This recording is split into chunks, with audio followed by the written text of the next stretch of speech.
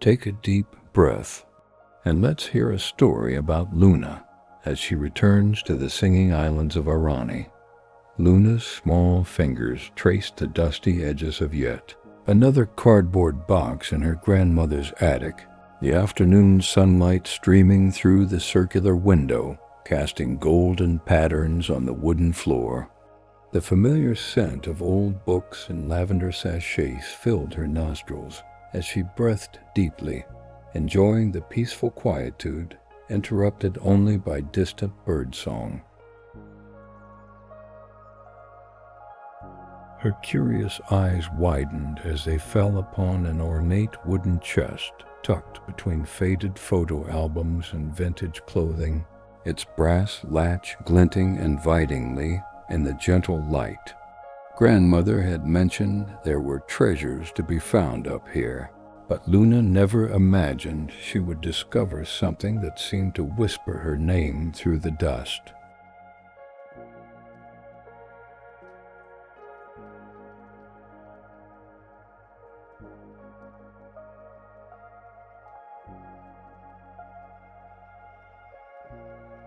With careful movements, Luna opened the mysterious chest, revealing velvet lining the color of midnight, and nestled within it, a compass unlike any she had ever seen before.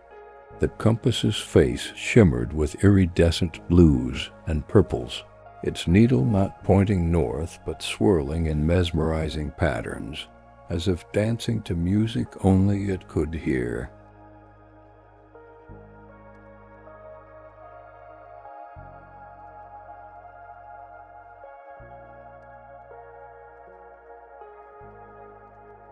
Luna's fingertips tingled pleasantly as they brushed against the cool metal surface, which seemed to pulse with a gentle warmth that traveled up her arm and settled comfortably in her chest.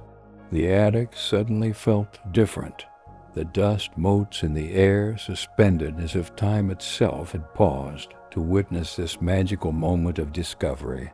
Luna carefully lifted the compass from its velvet nest, marveling at how it felt both weighty with importance and light as a feather in her palm.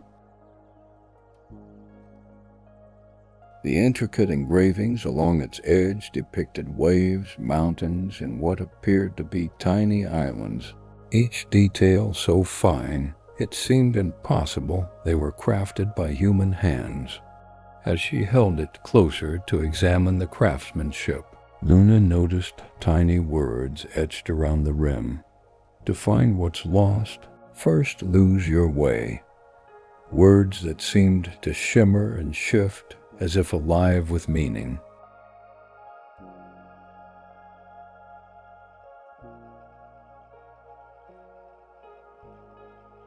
The afternoon light caught the compass's crystal face, sending prisms of color dancing across Luna's freckled cheeks and filling her with an inexplicable sense of adventure.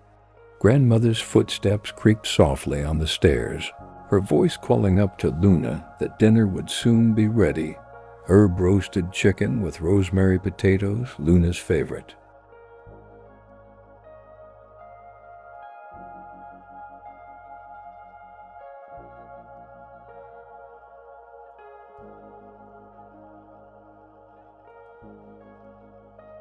Setting the compass gently into the pocket of her overalls, Luna felt strangely comforted by its presence, as if she had found a long-lost friend rather than an object. That night, tucked beneath her quilted blanket with the scent of lavender linen spray enveloping her like a hug, Luna placed the compass on her bedside table, watching in drowsy fascination as its needle spun lazily in the moonlight.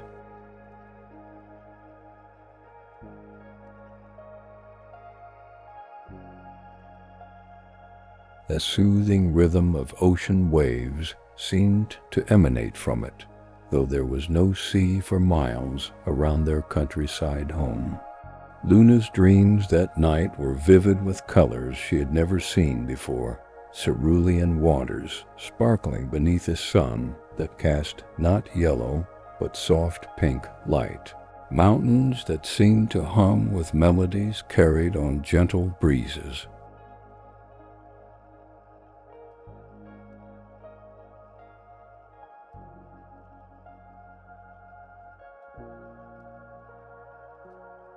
She dreamed of islands floating in skies painted with watercolor clouds, of flowers that glowed like lanterns in the twilight, and of a small bird with feathers the colors of sunset who spoke to her in a voice filled with mischievous laughter. When morning arrived, Luna awoke feeling refreshed and filled with purpose, the remnants of her dream lingering like the sweet aftertaste of honey tea on a winter's night.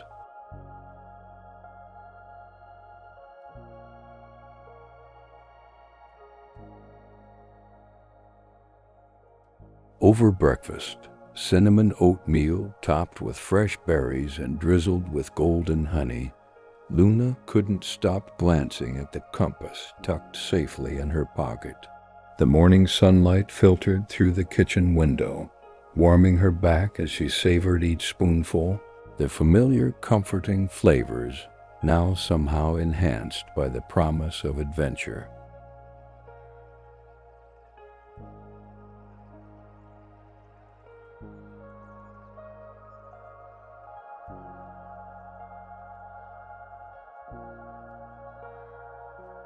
Grandmother noticed Luna's distraction and smiled knowingly, her wise eyes twinkling with secrets as she asked what treasures the attic had revealed.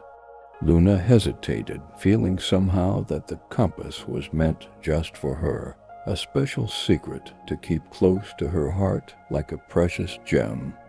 Later that morning, as Luna sat beneath the sprawling oak tree in the backyard, she held the compass in her open palm and watched in amazement as its needle began to spin more rapidly. The gentle breeze carried the sweet scent of wildflowers and freshly cut grass, wrapping around Luna like a soft embrace as the world around her began to shift and blur.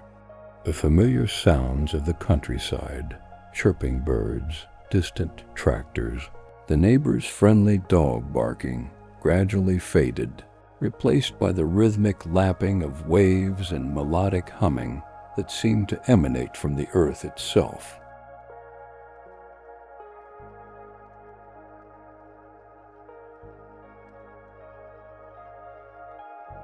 Luna closed her eyes, feeling suddenly weightless and wonderfully free, her heart beating with excitement rather than fear.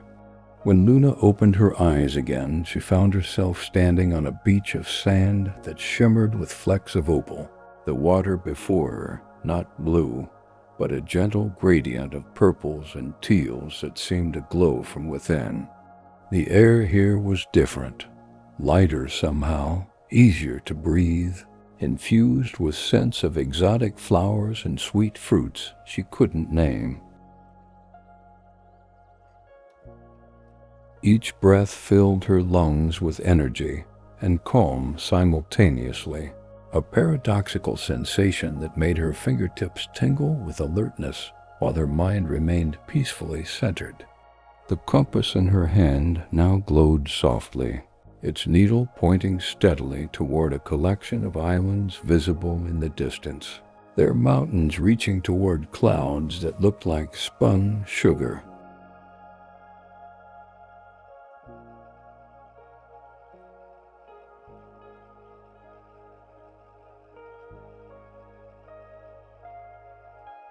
A flutter of wings and a splash of vivid color announced the arrival of a bird unlike any Luna had seen before, its feathers shifting between orange, pink, and gold as it moved, resembling a living flame.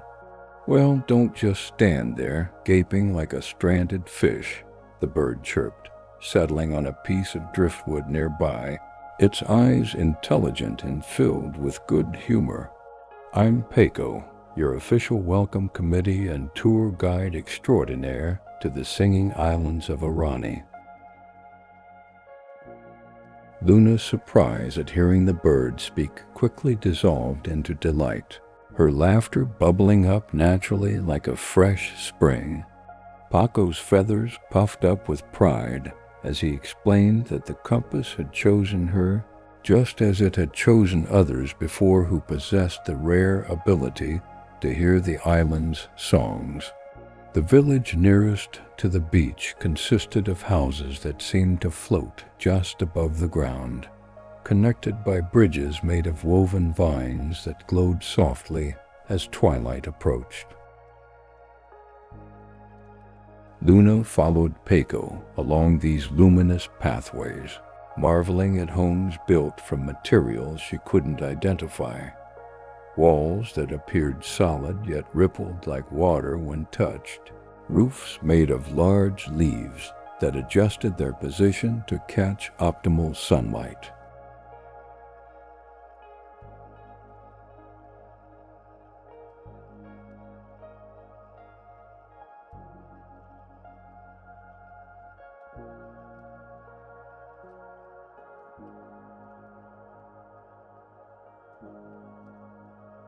Villagers with kind eyes and smiles that seemed to radiate actual warmth greeted Luna not as a stranger, but as an expected guest, some offering her fragrant fruits that dissolved like cotton candy on her tongue, leaving behind flavors of sunshine and sweet berries.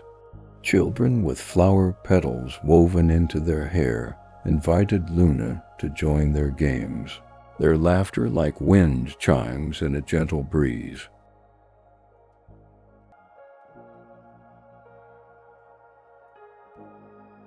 As evening settled over the village, the air grew heavy, with the scent of night-blooming flowers and spiced dishes being prepared for dinner. Luna was led to a communal table set beneath trees whose leaves emitted a soft, pearl-like glow, casting gentle light over the gathering. The table itself seemed alive, shifting slightly to accommodate each person comfortably, the wood warm against Luna's fingertips as she traced its intricate grain patterns.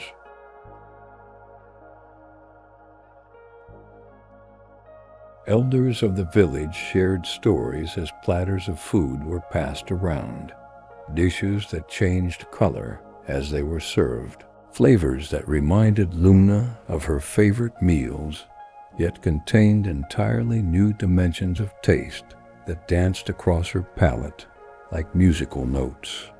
After dinner, as stars appeared in the velvet sky, stars that seemed closer and brighter than those at home, Luna was shown to a small cottage where she would rest for the night.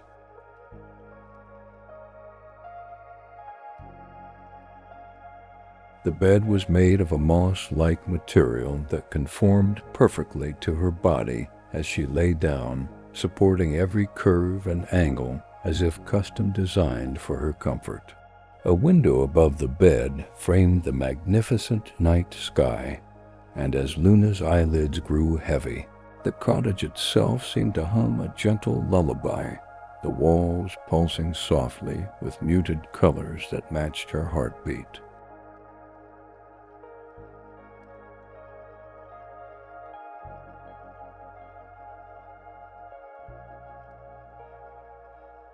Paco settled on a small perch nearby, his feathers dimming to a soft amber glow that provided just enough light to keep shadows at bay without disturbing sleep's approach.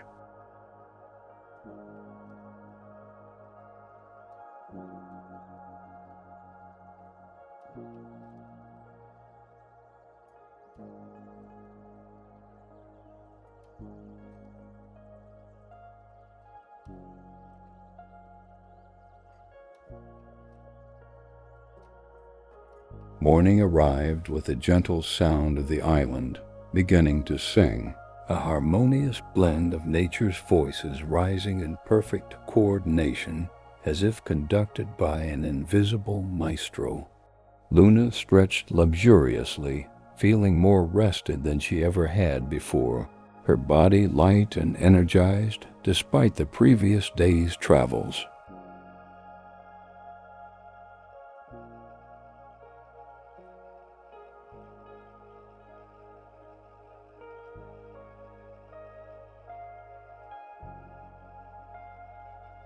The compass on her bedside table pulsed with renewed energy, its needle now pointing toward the island's center, where a mountain peak reached toward the sky like a conductor's baton.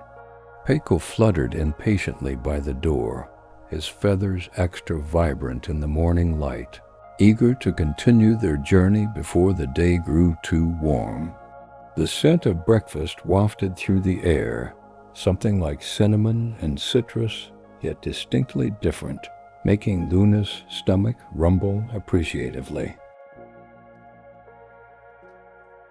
After a meal of shimmering fruit that tasted like liquid starlight and bread that seemed to redefine the concept of freshness with each bite, Luna and Paco set off toward the mountain.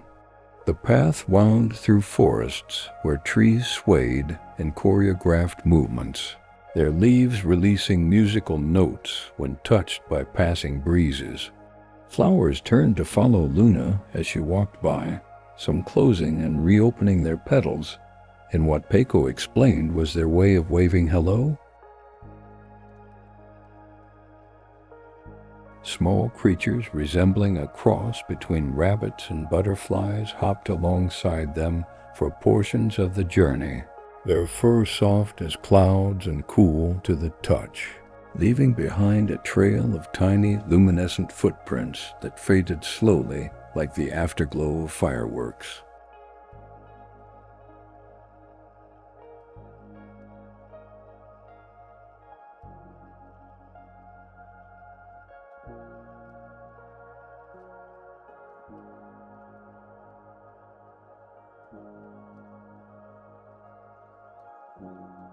As they climbed higher, the island's song grew clearer, not a single melody, but rather an intricate tapestry of sounds working in harmony, sometimes building to magnificent crescendos that made Luna's heart swell with emotion, other times softening to delicate whispers that brought unexpected tears to her eyes.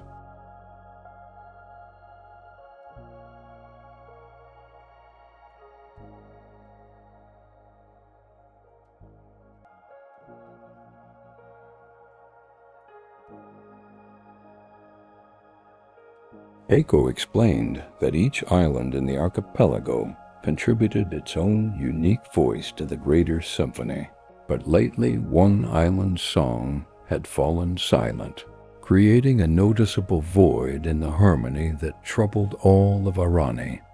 The villagers had awaited the arrival of someone who could help restore the missing song, someone the compass would guide, and it had led them to Luna, though no one, not even Paco, knew exactly what she was supposed to do.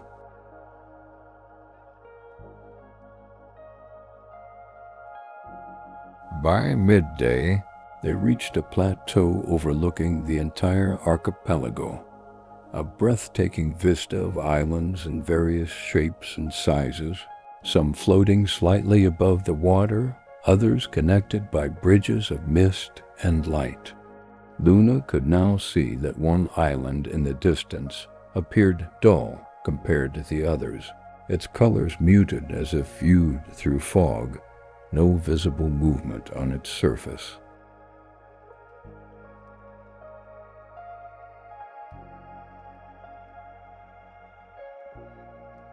The compass needle pointed directly at this dormant island, spinning urgently whenever Luna turned her attention to it. Paco grew uncharacteristically quiet, his usually vibrant feathers dimming slightly, as he explained that the silent island had once been the heart of Arani's song, the place where the melody originated before spreading to the other islands.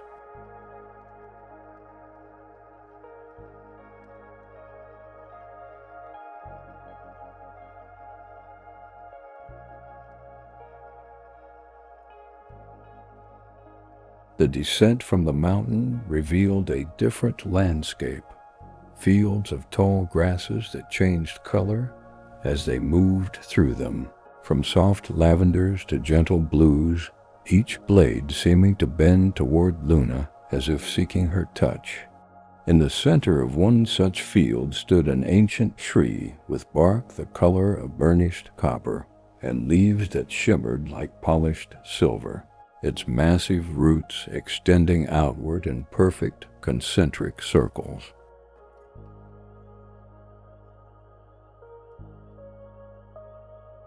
An elderly woman with eyes the color of the deepest ocean waited beneath the tree, her white hair adorned with living flowers that opened and closed in rhythm with her breathing. She introduced herself as the keeper of songs, guardian of Arani's musical balance, her voice carrying the harmonic richness of all the islands combined.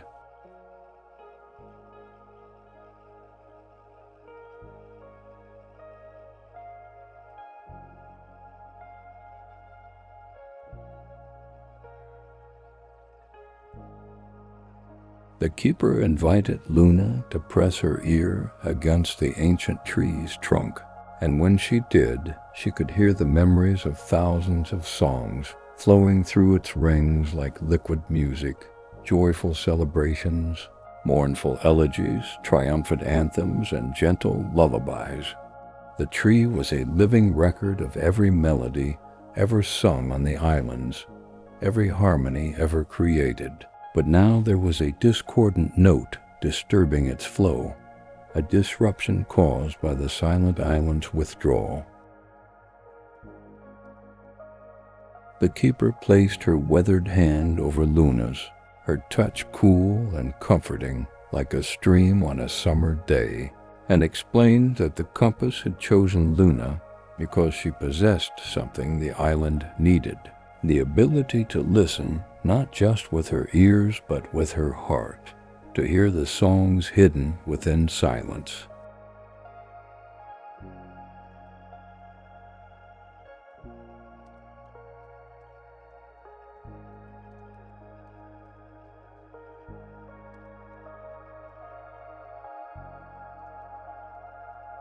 As twilight approached, bathing the landscape in gentle amber light, Luna and Paco joined the villagers in a communal meal. Unlike the previous night's feast, this one simpler yet somehow more profound, each dish prepared with intentions of healing and restoration. Luna savored a broth that tasted of liquid moonlight and herbs that grew only in the border spaces between waking and dreaming, feeling each sip strengthen her resolve for the journey ahead. The villagers sang as they ate, their voices weaving together in harmonies that made the air itself vibrate with energy, each note seeming to infuse Luna with courage and clarity of purpose. The compass on her lap grew warm, its needle spinning in perfect rhythm with the villagers' song.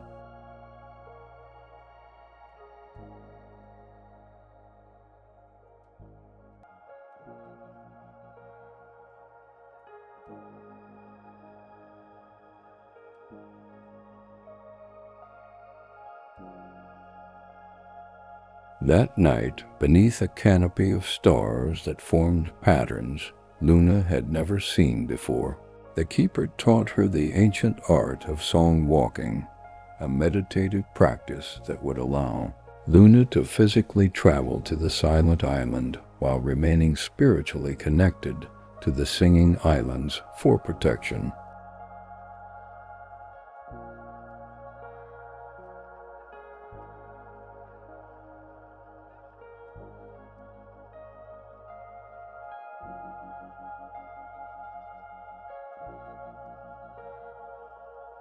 The technique involved matching her breathing to the rhythm of the waves and allowing her heartbeat to synchronize with the island's pulse, creating a bridge of sound that only she could traverse. As Luna practiced, she felt her consciousness expanding like ripples on water, extending beyond the boundaries of her physical form, her awareness flowing outward to touch the edges of the archipelago.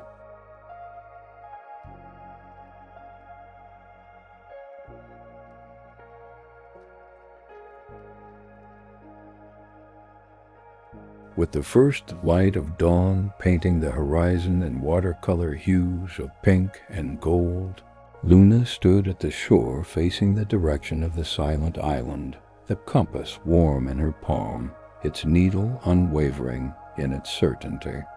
Paco perched on her shoulder, his feathers subdued to match the solemnity of their mission, his usually chatty nature tempered by respect for the task ahead.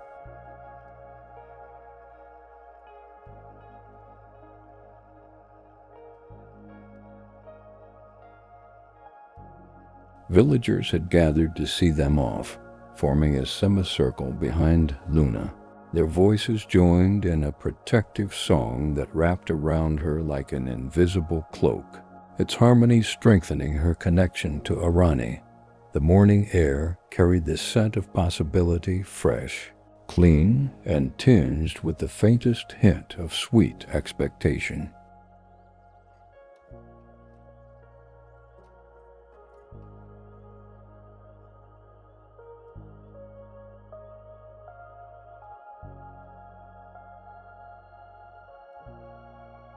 A boat crafted from material that seemed both solid and liquid awaited them at the water's edge, its surface rippling with colors that matched Luna's emotions, currently a blend of excited blues and nervous greens with threads of determined gold running throughout.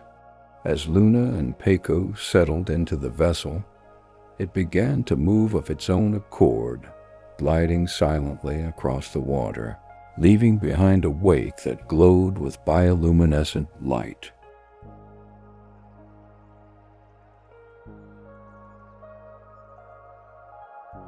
The journey to the silent island would take most of the day, giving Luna time to practice the techniques the keeper had taught her while watching the waters change around them, from the vibrant teals near the Singing Islands to progressively duller shades as they approached their destination.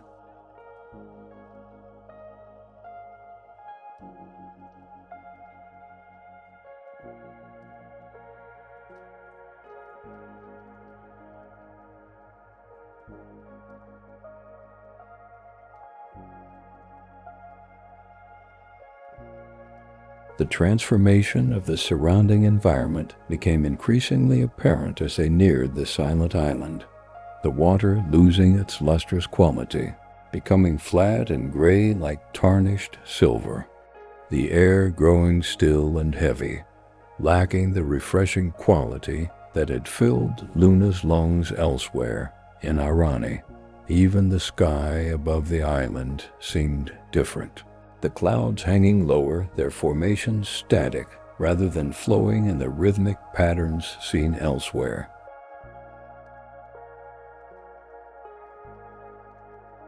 Paco's feathers had dulled to muted browns, his usual chatter replaced by watchful silence as the boat finally came to rest on a beach of colorless sand that made no sound beneath their feet when they disembarked, as if the very grains had forgotten how to sing.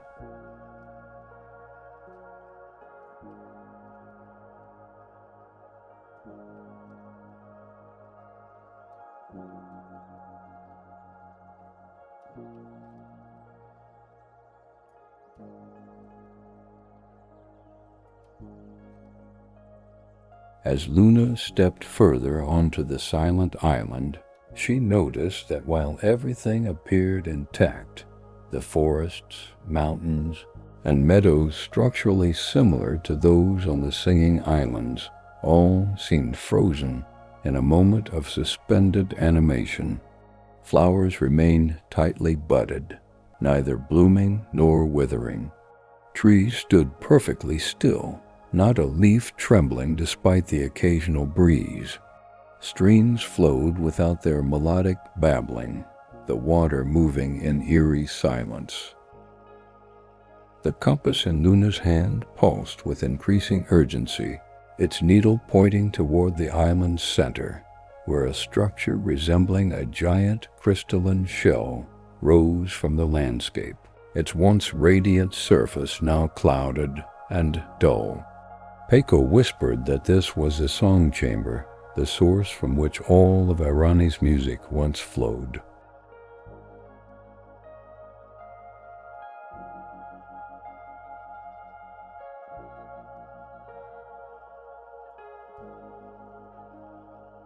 The path to the song chamber wound through a forest that should have been alive with music, each tree designed to produce a different note when touched by wind, each flower meant to release harmonic pollen with its fragrance. Luna ran her fingers along bark that felt cold and lifeless, the trees remaining stubbornly silent under her touch, despite the song-walking techniques she attempted.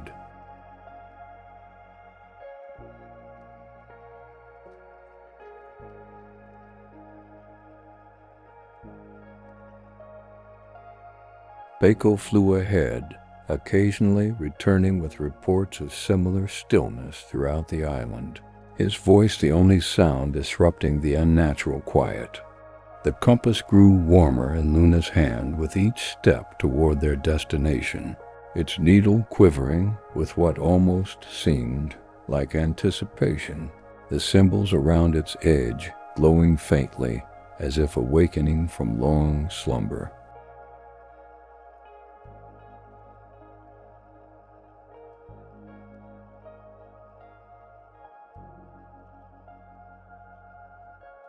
By mid-afternoon, Luna and Paco reached the song chamber, a structure whose architectural beauty remained evident despite its dormant state.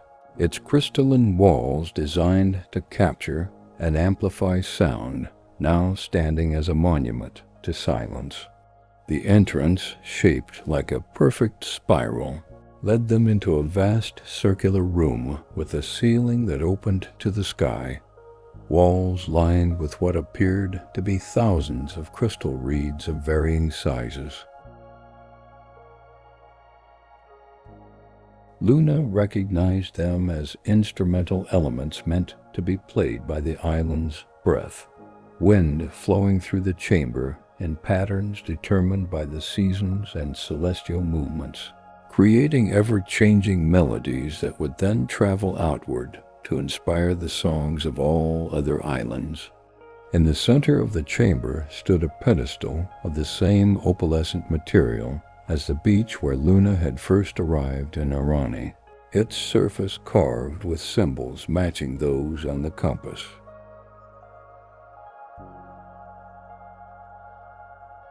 As Luna approached, the compass began to spin wildly, pulling toward the pedestal with magnetic force until she placed it in a perfectly sized depression at the pedestal's center. The moment the compass settled into place, a soft pulse of light emanated from it, traveling along invisible channels in the floor toward the crystal reeds lining the walls.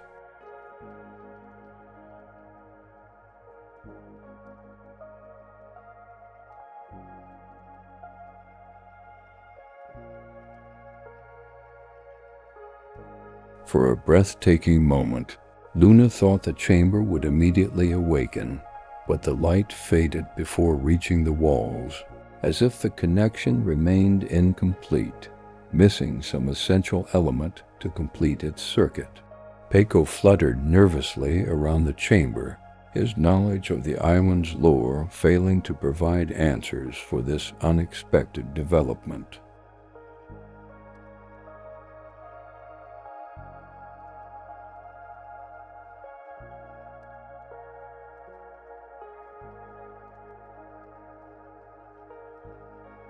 Luna closed her eyes, recalling the keeper's teachings about listening with more than ears, about finding the songs hidden within silence. Taking a deep breath, Luna placed her palms flat against the pedestal, synchronizing her heartbeat with the subtle vibrations she could now sense beneath the apparent stillness.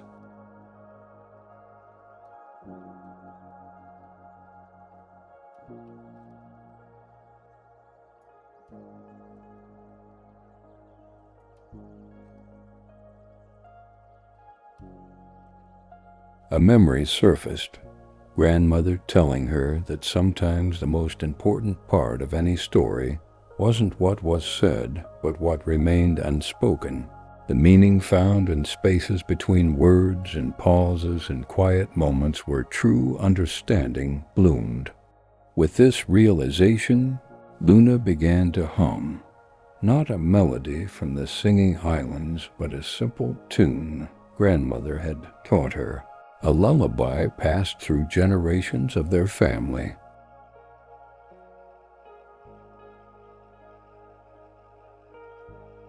Her voice, small and tentative at first, grew stronger as it reverberated through the chamber, the crystal reeds responding almost imperceptibly with the faintest shimmer of movement. Encouraged, Luna continued, pouring into her song all the wonder she had experienced since discovering the compass, the joy of discovery, the beauty of connection, the gratitude for being welcomed into this magical world.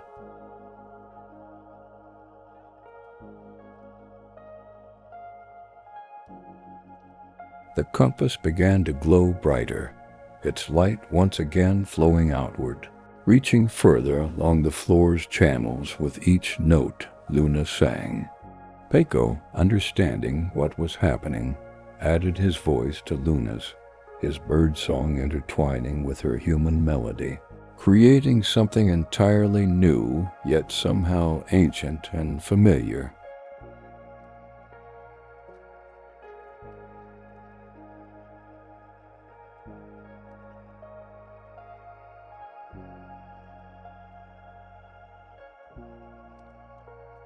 The two voices, different in tone and timbre, but united in purpose, filled the chamber with sound that carried not just notes, but emotions, longing and hope, sadness for what was lost, and joy for what could be found again. The compass spun faster, its light now reaching the chamber walls, illuminating the crystal reeds one by one, until they began to resonate in response, adding their voices to the growing chorus with delicate crystalline tones that made the air shimmer visibly. As the song chamber awakened, colors began to return to the world around them, flowing from the chamber's center outward, like watercolors bleeding across canvas, transforming the dull grays to vibrant hues that spread beyond the chamber, through the forest, across meadows, down mountainsides to shores, and eventually into the waters surrounding the island.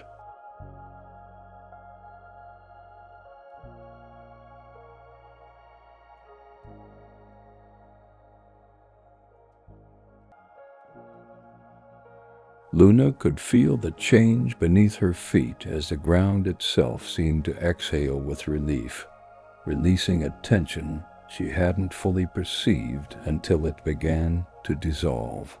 Paco's feathers regained their sunset brilliance, his eyes wide with wonder as they witnessed together the island's reawakening, its voice rejoining the symphony of Arani after its long silence.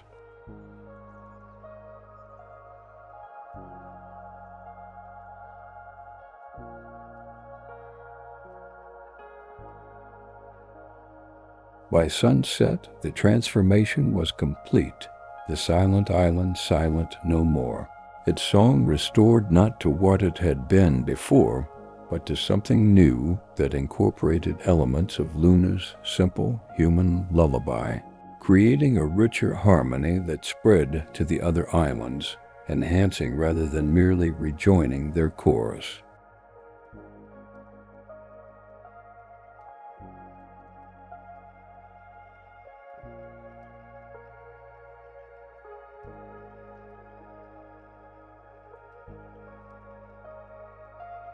As darkness fell, the crystal reeds produced not just sound but light, illuminating the chamber with kaleidoscopic patterns that danced across walls and floor, casting colorful shadows that moved like living art. Luna sat in peaceful exhaustion at the chamber's edge. Paco nestled contentedly against her shoulder, both watching in quiet awe as the compass continued to spin at the pedestal's center, now seemingly powered by the island's restored energy rather than guiding it. The journey back to the main island the next morning revealed a transformed archipelago, the connections between islands now visible as bridges of light and sound that pulsed with shared melodies, the waters between them clearer and more vibrant than before. Villagers gathered at the shore to welcome Luna's return, their faces alight with joy and gratitude, their songs filled with renewed vigor that seemed to make the very air dance around them.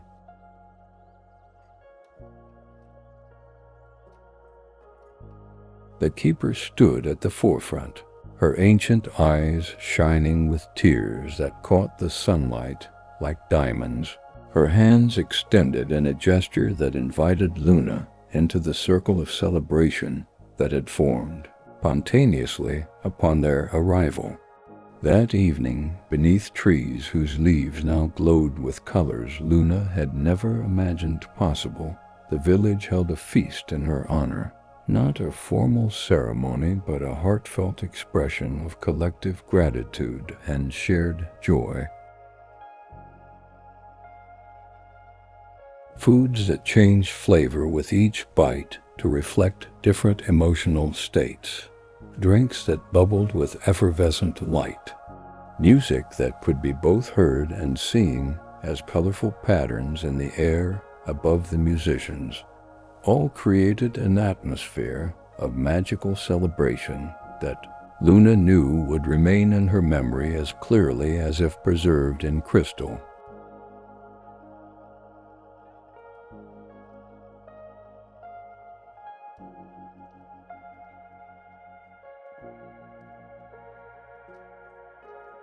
Throughout the evening, villagers approached to share how the renewed harmony had immediately improved their daily lives, from easier communication between islands to more vivid dreams and stronger connections with the natural world around them.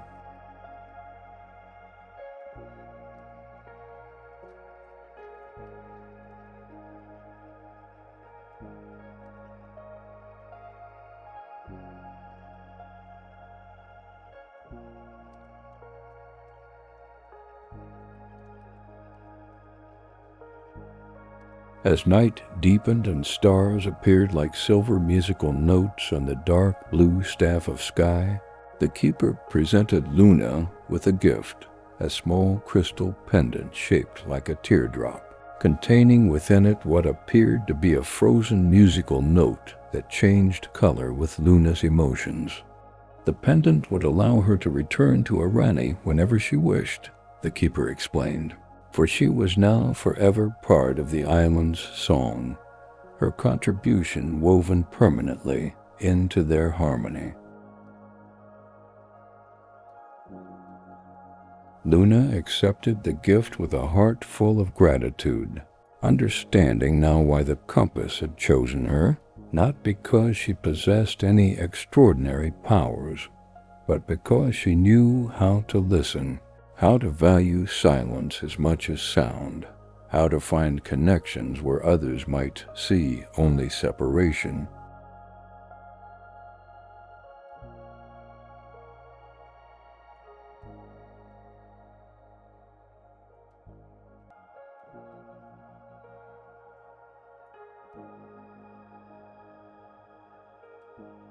When morning came, bringing with it the time for Luna's return home, she stood once more on the opalescent beach where her journey had begun, the compass warm in one hand, the crystal pendant cool against her skin.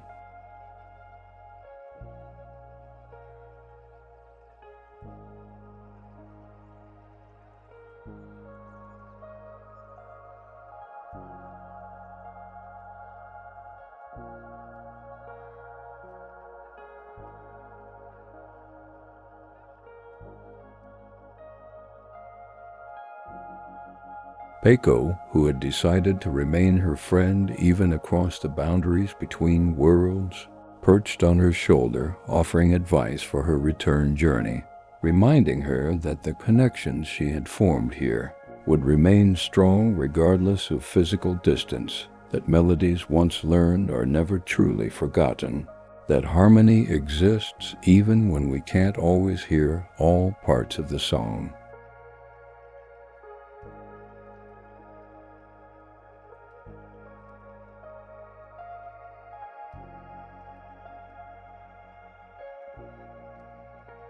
The villagers gathered to see her off, their voices joined in a farewell melody that somehow managed to convey not sadness, but celebration and expectation of future reunions. As Luna closed her eyes, holding the compass close to her heart and focusing on thoughts of home, the sound of Arani's song remained in her ears, even as she felt the familiar sensation of weightlessness, of moving between worlds.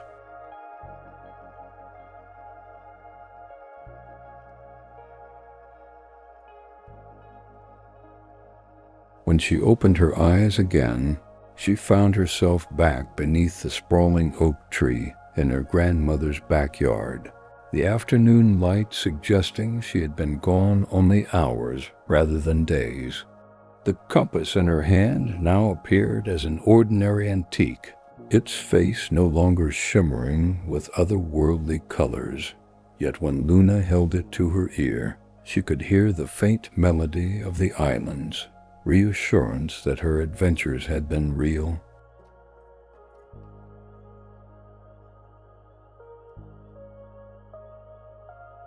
The crystal pendant against her skin pulsed with gentle warmth, a tangible reminder of connections formed and lessons learned. Walking back to the house, Luna found grandmother in the kitchen, preparing dinner, humming the very lullaby Luna had sung in the song chamber, though she couldn't possibly know of its importance in saving an island in another world.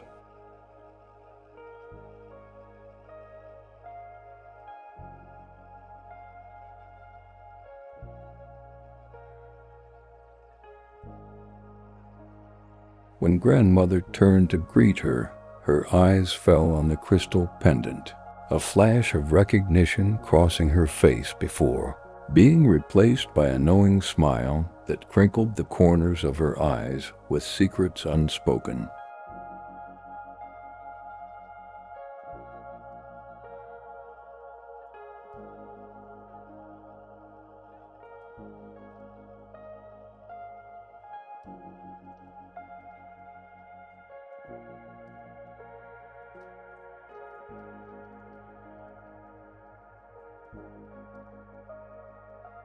That night, as Luna drifted towards sleep, the pendant glowing softly beside her bed in rhythm with her heartbeat, she realized the greatest gift Arani had given her, not just magical adventures, but a deeper appreciation for the everyday magic that existed in her own world, in grandmother's stories and songs, in moments of quiet connection, in the harmony created when different lives touch even briefly.